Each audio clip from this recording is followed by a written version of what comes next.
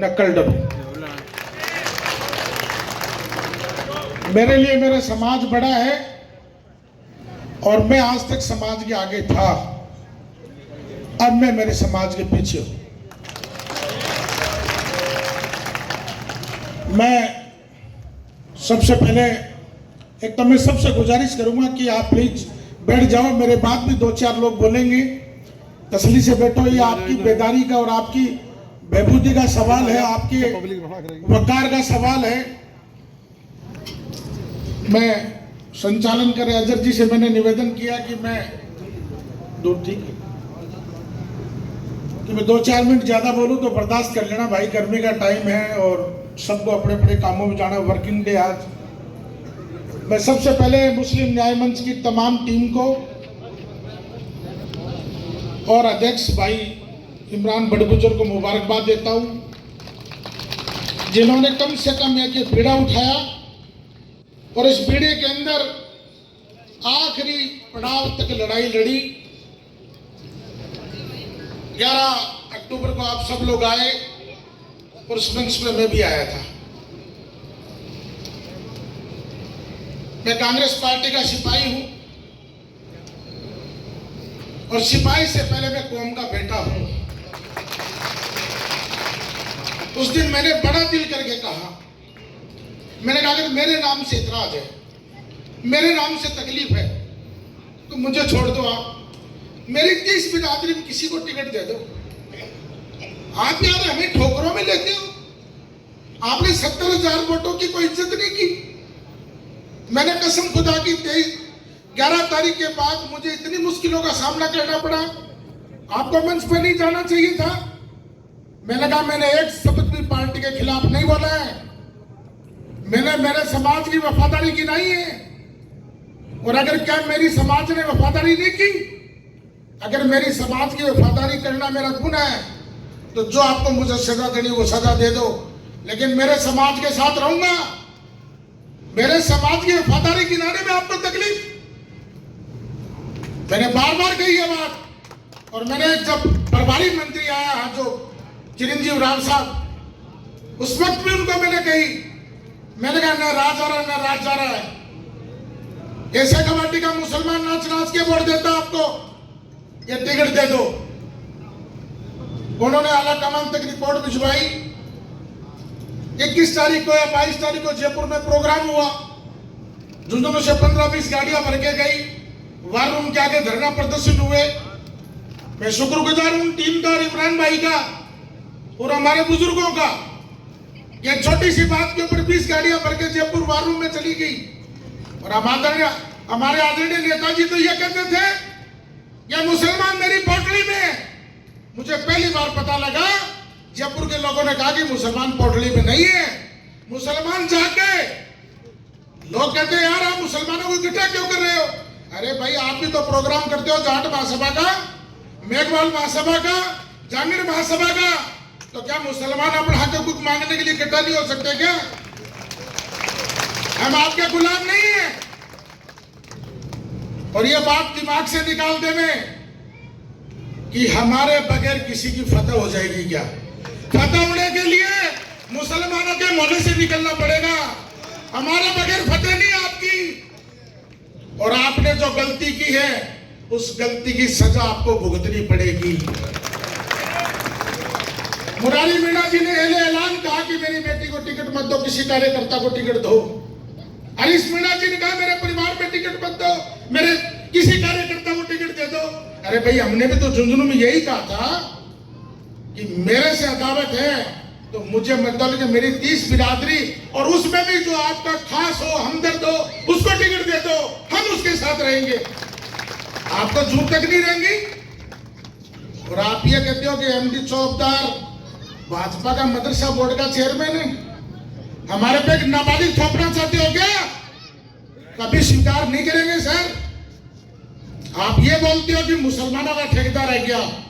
मैं मुसलमानों का ठेकेदार नहीं हूं, मेरी समाज का नुमाइंदा हूं, मेरे समाज का संरक्षक हूं, मेरे समाज का हमदर्द हूं और मेरे समाज के लिए गर्दन कटाने के लिए तैयार हूं। आप कैसे बोल सकते हैं? मैंने आज तक कभी भी मंच के ऊपर कभी भी किसी के लिए खिलाफ टिप्पणी नहीं की। मैंने या तो आदरणीय ओला साहब का है या बड़े ओला साहब का है या सांसद जी बोला है, लेकिन आप हमें ये कहते हो भरूट है, चाशनी गैंग है, गद्दार कहते हो। तो भाई साहब मैं गद्दारों की लिस्ट अगर ले आऊंगा तो जैसे मैंने वफादारी की लिस्ट गिनाई थी, मेरे पास तो 1989 अयूब खान जी के जमाने की गद्दारी की लिस्ट आपकी पड़ी है, आपके खानदान की भी पड़ी है।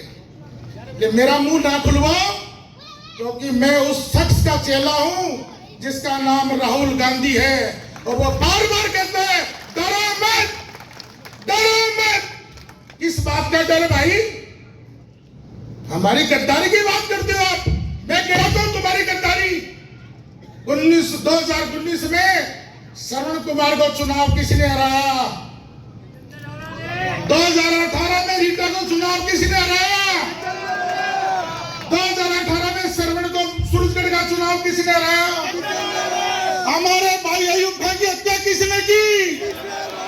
और 1989 में मेंबर ऑफ पार्लियामेंट के इलेक्शन में जगदीप धनखड़ साहब जब चुनाव लड़ रहे थे तो अयूब खान को चुनाव किसने हराया? झुंझुनू की पहली बार बीजेपी की जिला प्रमुख किसने बनवाई? तो भाई साहब और भी पर्चा खुलवा सोगे थाना। और 2019 में राजस्थान की चुनी हुई सरकार को मानेसर कौन गया था? ये जोश आपका बहुत कमजोर है। एक बार जोरदार तालियों के साथ विरोध करो, तो जोरदार तालियों के साथ विरोध कीजिएगा आप लोग। अशोक गहलोत कांग्रेस पार्टी का सच्चा सिपाही। 2018 के अंदर सरकार बनी, 100 सीट आई है हमारी, और सबसे पहले 19 विधायक बने। हमारे साहब कहां थे उस टाइम, याद है? कहां थे? वो हमारे से गद्दारी को वफादारी की लिस्ट मांगते हैं। मैं जानता हूं आप कितने गद्दार और कितने वफादार हो। कांग्रेस पार्टी के सबसे बड़े गद्दार आप हो, सबसे बड़े गद्दार हो। आपने मेरा मुंह खुलवाया, आपने बोल के मैंने आज तक आपकी इज्जत की है, अब नहीं करूंगा मैं। आप अपने जो दारू पीते हैं उनसे मुझे गालियां निकलाते हो। समाज जवाब देगा आपको इस बात का।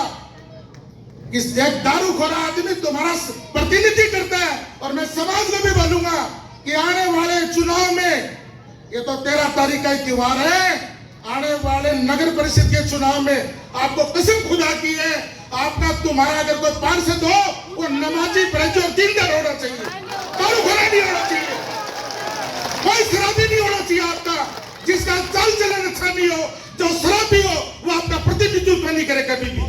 दीनदार आदमी तुम्हारा प्रतिनिधित्व करे, दाढ़ी टोपी वाला तुम्हारा प्रतिनिधित्व करे। हमें आप गद्दारी सिखाते हो, वफादारी सिखाते हो। हमसे बड़ा कोई वफादार नहीं है और आपसे बड़ा कोई गद्दार नहीं है। आपने 70,000 वोटों को यह मांग के ठोकर मार दी। एमडी चौबदार के ठोकर नहीं लगी है, मेरी कौम के 70,000 वोटों के ठोकर मारी आपने। हमारे बगैर नहीं पहुंचोगे विधानसभा। और आपको ये कहना है कि साहब हम आने वाले वक्त में मुसलमानों को चुप कर लेंगे। मुसलमान चुप नहीं होंगे। अरे हम लोग इकट्ठा हो जाए तो दिक्कत, हम लोग कोई मीटिंग कर ले तो दिक्कत। अरे भाई मेरा समाज जाग गया, उस समाज को जगे, समाज को हिस्सा चाहिए, हिस्सा देना पड़ेगा। और अगर आप ये लॉलीपॉप देते हो कि नगर परिषद की सभापति आपकी बनाते हो, तो तुम्हारा क्या लेन देन है? क्या लेन देन है? 33 आते हैं हमारे पास से जीत के तो बनाते हम। जब कम पड़े थे तो तुमने नहीं बनाया। जबान फूल का तो खड़े होकर उड़वाया आपने, जबान फूल का तो खड़े होकर उड़वाया आपने। झुंझुनू की सबसे बड़ी बिरादरी व्यापारी बिरादरी, जिसके साथ 1947 से धोखा होता है, ये व्यापारी कौन भी समझे इस बात को। और आप ये सोच रहे हो कि झुंझुनू के मुसलमानों की बिरादरी को बांट दूंगा। एक बिरादरी नहीं बंटेगी। मैं आपको आज कह रहा हूं ऐलान, मुझे आज ज्यादा नहीं बोलना है, क्योंकि मैं 11 तारीख के बाद में डेली 1 घंटे के लिए रोता हूं। और मैं इसलिए रोता हूं कि मैं इस मंच के ऊपर आज इस बात के लिए आया हूं कि यार आप हमें गिनते तक नहीं हो, कभी विचार नहीं करते हो इस बात का समाज को आपने घुटने के बल ला रखा। 4 दारू वाले आ जाते उनकी बातों में आते हो, समाज को आपने जीरो करके रख दिया। समाज को जीरो नहीं होने देंगे। मेरे शरीर में जान है और मेरे शरीर में जब तक ताकत है मैं इस समाज के पीछे रहूंगा, बाद में सब मेरे रहेंगे। मजाक बना के रखा आपने।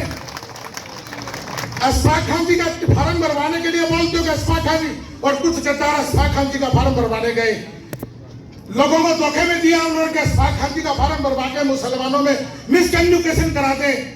मैं अशफाक खान जी के परिवार का एहसानमंद हूं। इस जगह का एक ऐसा आइकॉन परिवार है जिसके परिवार में